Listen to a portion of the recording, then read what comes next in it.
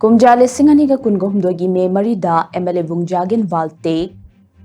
मनाक्ता लेहौदबा असि ख्वाइदगी हेना पेंदबा मने महाक लेरमलबदी चीफ मिनिस्टर बंगलोदगी मपान थोखिदना सोइदना खामलमगदबने हाइना चीफ मिनिस्टर युमनाम खेमचाना निंगमदबा फोंदोरखली कुमजा लिसिंग अनिगा कुनगोहमदोगी मे अहुमदगी चथरखिबा कांगलुकी इरांगदा सोकपदगी लाइकनबा ngamdana laikhidaba thanlon SCG MLA Bungjagin Waltigi aroiba mathau mangam pangthokpagi thoromda saruk yaraduna wafam ase Chief Minister Yumnam Khemchana phongdokhibane mahangna makhatana hai kumja lising ani ka kungo humdoigi me humda Chief Minister gi Secretariat ta laklamlaga numit aduda mahak hankhina bathorang tawki adubu mop ase yamna sathi bani maramaduna hankhinu haina khamlamkhe Thangnaba numit ki ahingda mahak mafam adudagi hankibane numit aduda mahak hankinu haina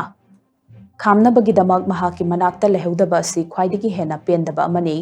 laikhidraba MLA Bungjagin Waltegi imung manung ki miyoi sing asi family amagumbane maramaduna mathau taba amadi pangba yaba mateng khudingmak pangani haina su Chief Minister Yumnam Khemchana thazaba piramkhi panba yabade Chief Minister Yumnam Khemchan gi khongchat adunga se ayuk pung 10 makhai khare helakpa duaida Kangla dagi helicopter amada Churachandpur gi dama khongsan khibane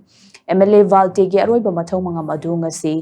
Dorcas Bank da leiba YPS cemetery da pangthok libane irang asigi manungda laibak thiba thodok amada MLA Walte soktuna matam sangna laikan aduna leiraklaba matung Delhi da puduna laikan na bahona wada laikan bangamdana chahi asigi February kunda New Delhi da laikhidabane mahaki thawai yaudraba haksang adu haukiba February kunga marida New Delhi dagi flight ta Aizol tamna puraklaba matung Aizol dagi makhagi lambi da Churachandpur tamna purakhibane Laikhidabagi hakchang adu mahaki poknafam lamdamda puduna ikai kumnaba utlaba matung Bungjagin Walte laikhidabaga mari lainana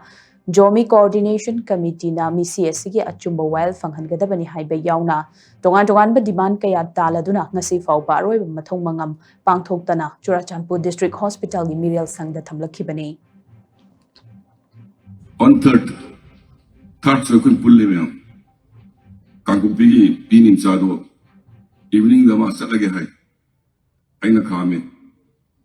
mo violence yam sathi bani tang sakano na aina adum ngaira ga nongala pagi pung ani dama si with full security tha bani